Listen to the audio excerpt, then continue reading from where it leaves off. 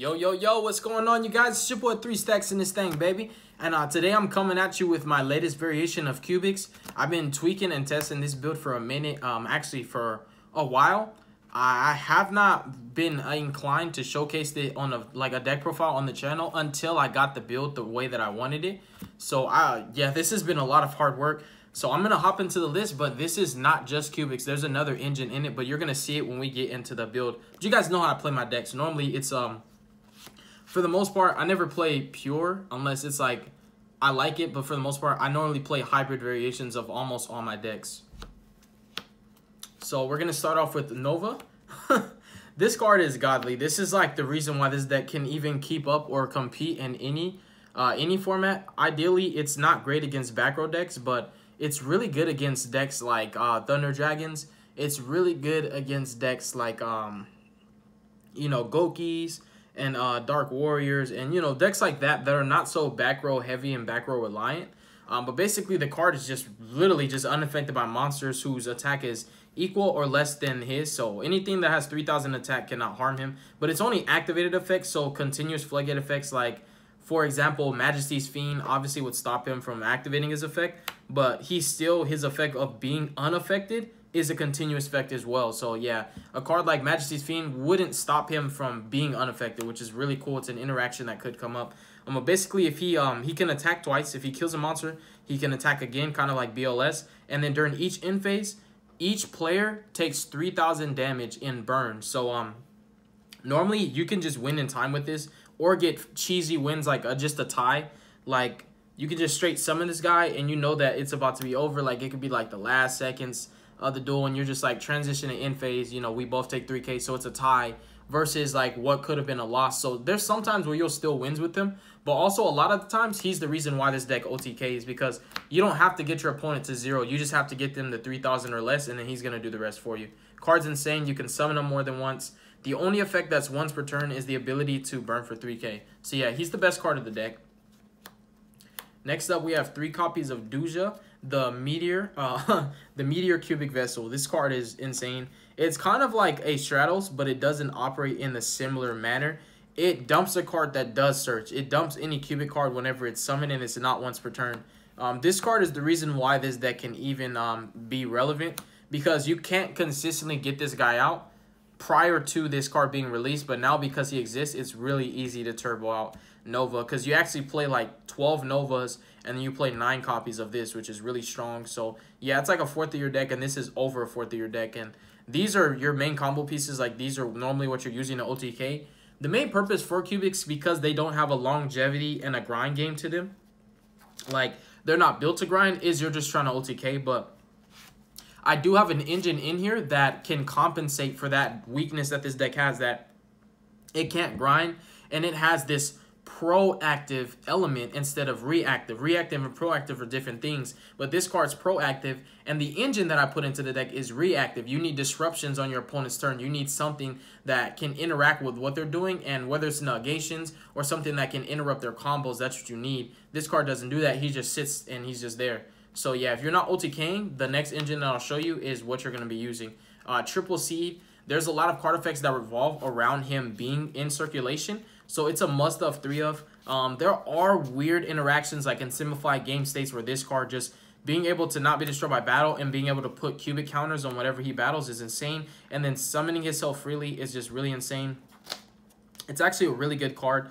Other than Yugioh, like as far as the cubic actual archetype goes, this is like the other best normal summon in your deck. And applying cubic counters on the field is really good, because monsters with cubic counters are pretty much useless. Like your opponent can link with them, but they can't do anything else with them. Like they're just vanillas. Basically, they're vanillas that can't do anything because they can't even like attack. It's like being under a Phoenix chain that's infinite.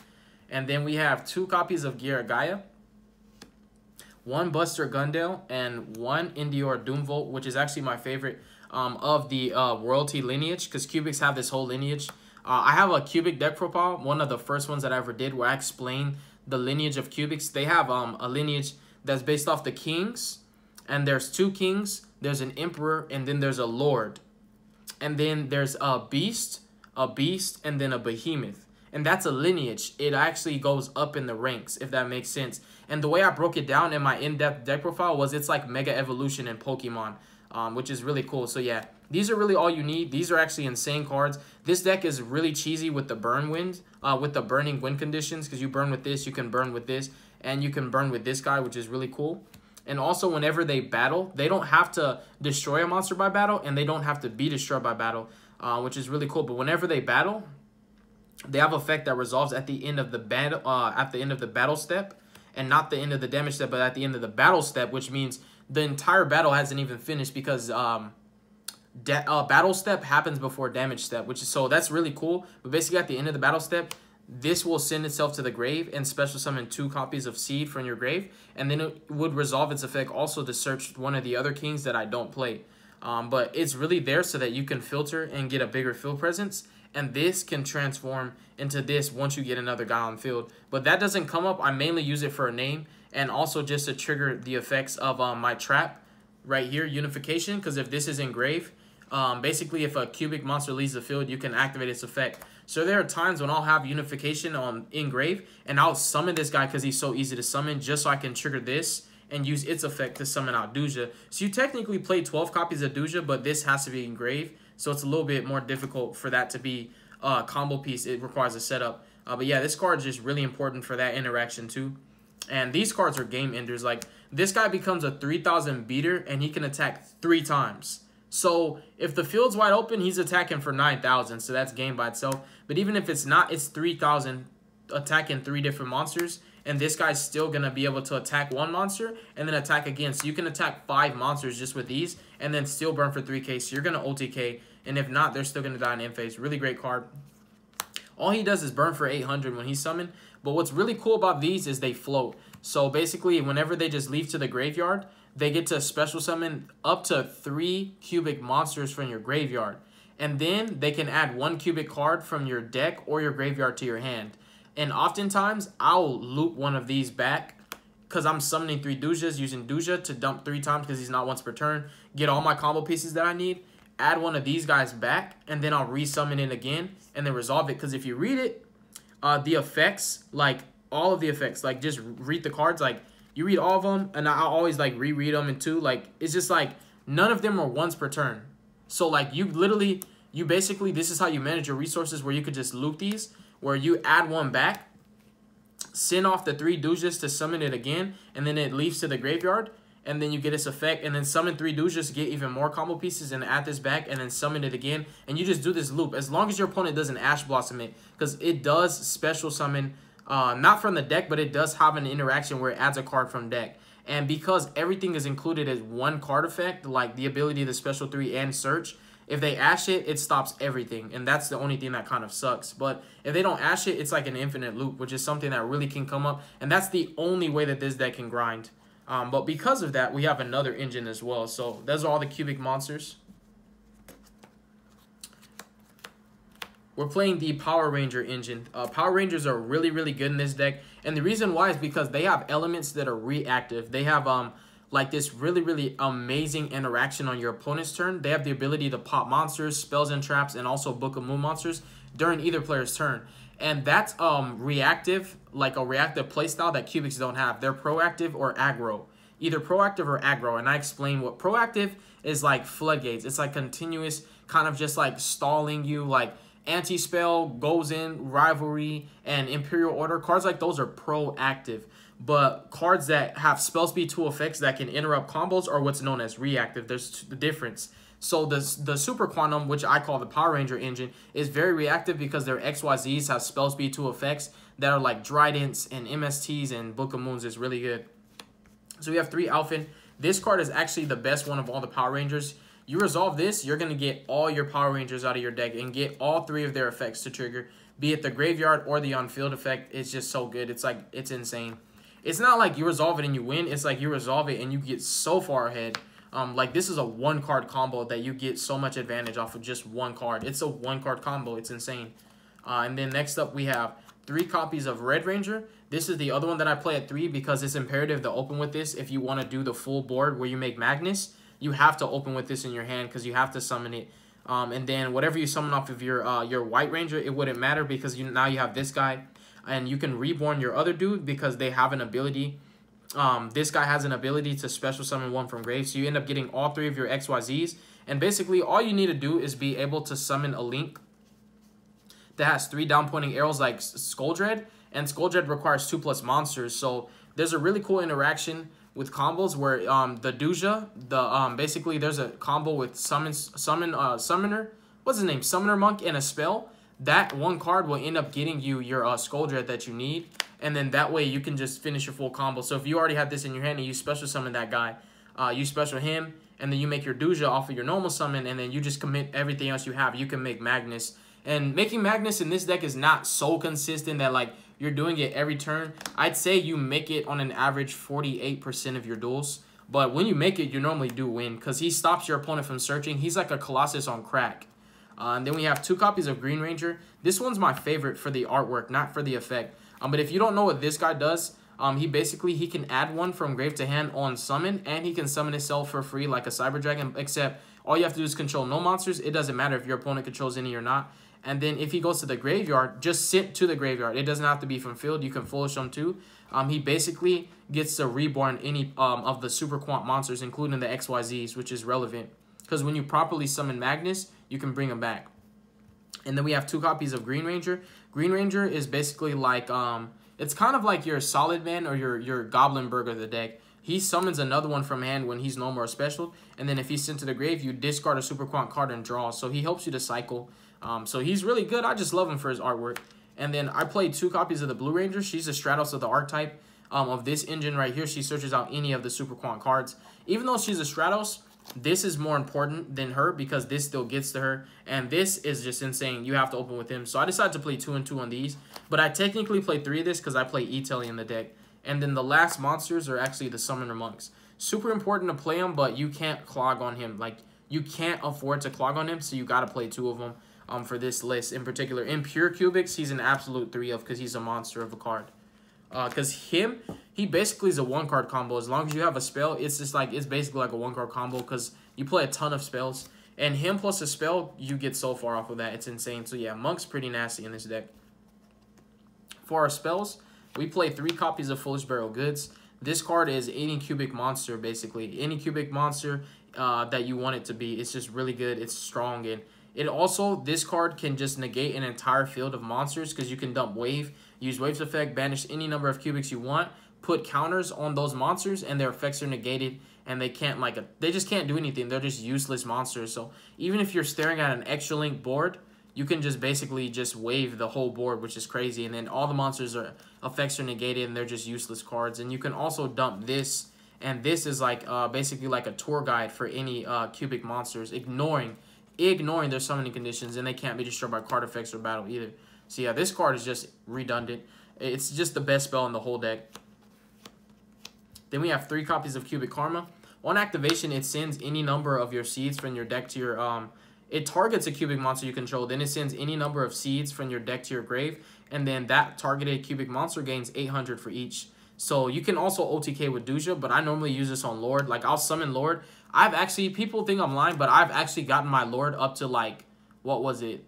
It was, yeah, it was 13,800, I think, or something like that. It was like nearly 14,000, and if I had another wave, I would have doubled that, and he would have been 27,000 attack. But I only had 2 waves. But yeah, you can actually get the maximum attack that this deck can go. Because of this card, the maximum attack that this deck can go, I have to do the math. It's 9,000, 18, 36,000 plus this. It's 24. It's 38,400. You think I'm lying? I'm not. 38,400 attack is the maximum cap that this deck can go. I'm not even lying to you, for real. If you play cubics, you know. Now, that can only come up if you literally triple wave this guy and karma him. But I'm telling you that that's the maximum cap on attack power that this deck can go. And if you think of 38,400 attack, what the heck are you not attacking over? Like, literally, they have to have an honest. Like, you can just attack any monster and one-shot them. It's insane. Yeah, this deck is just... This deck has some really, really interesting place. Like, it has an interesting playstyle, but it has some really interesting interactions where it does stuff that other decks just can't do. Like, the attack value that the deck can get is just insane. Like, there's no deck that can really get that high. Like, there are decks that can get kind of high, like Cyber Dragons can get pretty high, but once you start reaching, like, the brink of 12,000 and above, like, not even Crusaders can get, like, to, like, 12,000 and above. So, yeah, Karma's insane. And then if it's in the grave, you can banish it and add any cubic monster that you want. None of its effects are once per turn. Also, if you summon Yugioh the Cubic Seed on your opponent's turn, which is really easy to do because of the trap, you can half your opponent's life points. So yeah, like I was saying, this deck has a lot of burn. This halves your opponent's life points. Your little guys burn for 800, and then your big guy burns for 3,000. That's insane. So yeah, you have a lot of burn damage in this deck, and then you have a lot of high attack. So this deck is really aggressive, and it's not like it really can lose to everything. It's like really it has a chance to beat any deck as long as it goes uninterrupted. And next up, my favorite card as far as the spells go is actually, for the cubic archetype in particular, my favorite cubic spell is Wave. What it does is it targets a cubic monster you control and one face-up monster your opponent controls. You half the attack of their monster and then double the attack of yours. And then if it's engraved the same turn it was sent, you can banish it from the grave and then banish any number of cubic monsters that you want. And you distribute an equal amount of cubic counters that based on the number of cubic monsters you banish on your opponent's monsters. Monsters that have cubic counters are like a Phoenix Chain is like them. Or if you don't know what Phoenix Chain is, think of Phantom Knight's Fogblade. Basically, they're useless monsters. You can't do anything with them but just link with them. So yeah, it's insane. And it doesn't even like, it's just like, it doesn't care about established boards. Like, it's just really insane. Like, nothing on this card is once per turn. It's my favorite spell because it's nearly a guaranteed OTK, but it still gives you a follow-up. And it has a control element that this deck really needed. So yeah, it's a negate. It's a negate. And it's not once per turn. So, like, there are times when I've opened with 2 of these and then searched out the 3rd one, like, which was just freaking insane. Because when you do the full combo off of your gun deal or also your Emperor, those will search any cubic card, and you search the 3rd, and then you know guarantee that you can just go all the way in. Your Lord, you go Lord, he's at 3,000. Okay, now he's at 6,000. Now he's at 12,000. Then you activate this, and you're like, all right, now he's at 14,800. It's insane. So yeah, the cubic spells are ridiculous. Next up, the Super Quantum Field spell. Probably the most important spell for the Super Quantum archetype. They don't have that many spells, but this is like the one. Like this, besides like, you know, the cubic portion, like this spell is the next most imperative because this is the only way that you can consistently get out their XYZs. Because this like allows you to summon the XYZs using only one monster, and that's important. And it's not once per turn, so this one field spell can actually in the same turn summon out this and this and this. Like, it has the possibility of doing that. But for the most part, whenever I do my full combo, I always overlay Yugioh and the Green Ranger into this, and then I just use this effect to make this and this so that you keep more cards, so that you can manage your resources and you don't commit every single card that you have, which is really important. And then you send it from your field to the grave to summon out Great Magnus using Power Ranger, using Megazoids that are on your field and or your graveyard. So basically in the late game, this card's a 1-card Magnus, which is really good. Double Optimus Prime to search it out, but it's still searchable through your Blue Ranger.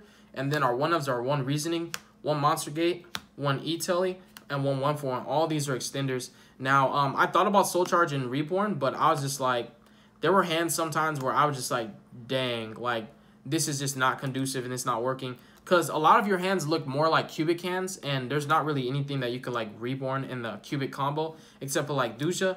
And they just didn't feel like they were fitting the way that I wanted them to fit. But if you have room for the Reborn and Soul Charge, just play them. Like, you can cut these for them, but I feel like these are like just way more live like most of the time, and they just don't require a setup. It's just really, really strong cards. And you get free summons off of them. Then the only trap of the deck, the best trap, is 3 Unification. You have to play 3 because the Monk combo, you're going to be actually dumping all 3 of these for the full combo. And then you're going to end on one of these guys. So you end on a Topologic Bomber Dragon plus one of these guys. And, I mean, not him, it's one of these guys. But I don't always end on Topologic Bomber. Like, for this list, I'm not doing it. But in the pure cubic list, you end on Bomber and either this and Behemoth. Either this or Behemoth. And then whenever it goes to the graveyard, you get to summon 3 Dujas and then search and then get all 3 of the Dujas. And you just get a ton of advantage.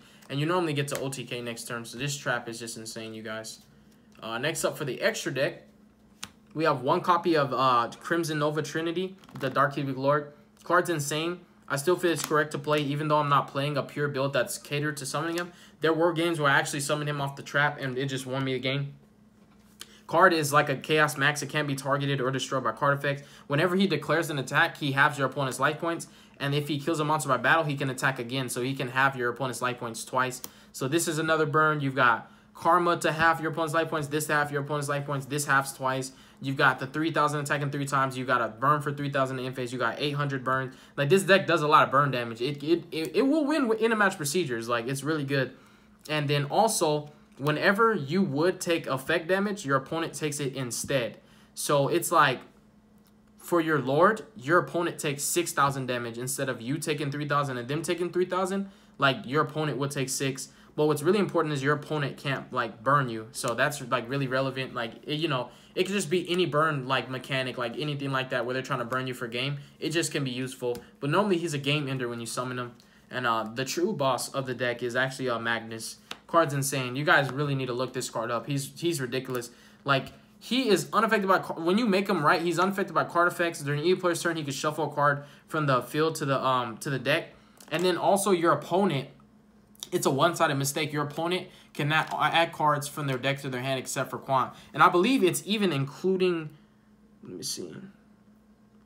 Oh my gosh, it's more broken even than that. So your opponent cannot add cards from deck to their hand by card effects. So they can't Pot of Desires, they can't Demise, they can't Duality. They actually can't draw or search. That this is even stronger than Colossus, and it protects itself better than Colossus. And you know the best thing? Even though it's a 3,600 beater that's unaffected by card effects, that can shuffle cards onto the field, back into the deck without targeting or destroying, and stops your opponent from searching and drawing. If they happen to get rid of it, I don't know, if they kaiju it, he floats into 3 of the Megazords. So he'll literally float into these, and then guess what? Your Magnet Carrier will send these away, and then you could just make another one. So it's like he's nearly invincible. It's crazy. Then we have double copies of Magna Liger. Finally got these, man. I'm so happy.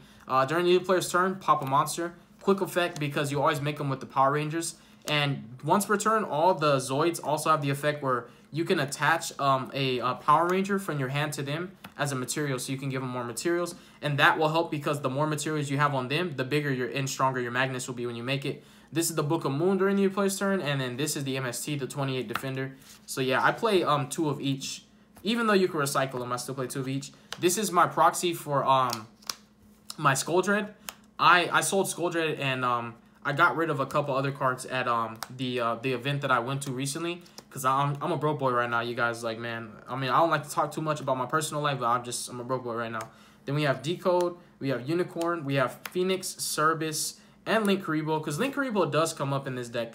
Like, you play enough level 1s, and sometimes you just have it. You get to that point where you just need a Link Karibo, and it's always nice to have it. So, yeah, only thing I'll change to the extra deck is I'll put in a Skull Dread, but I don't have a Skull Dread no more. It really sucks. I hate when I keep getting cards and selling them and getting them and selling them. It's my life, man. But yeah, that's my Cubic Power Ranger deck profile. I really hope that you enjoyed it. No, it's not a tier 1 deck, and I never said it's competitive. It's more or less a fun deck that is good enough to beat like tier 2 decks, but it can't really keep up with tier 1 decks. The only way it could beat a tier 1 deck is if it has the combo with Lord. Like, if you have Lord and Wave, this is like the only way that you could beat a tier 1 deck is with this two card interaction. But because you're not getting this every single turn, it's like it's difficult for this deck to keep up with the meta, but it's still possible because there are people that have topped with this deck in competitive YCSs and regional. So even though I said that, don't take it as like, oh, so you're mean to tell me the deck is just absolute trash. No, it's a great deck. It's not consistent enough to do the same thing over and over and over and over and over. It will have its brick hands, which happens. That's why I played this engine, because the Power Rangers give me like some kind of a play to have interaction while I'm still building up my cubic combo. So yeah, God bless you guys. Make good choices. Don't hurt your brain cells. Stay tuned for future content. Don't do drugs and don't join a gang. Peace. Y'all stay positive.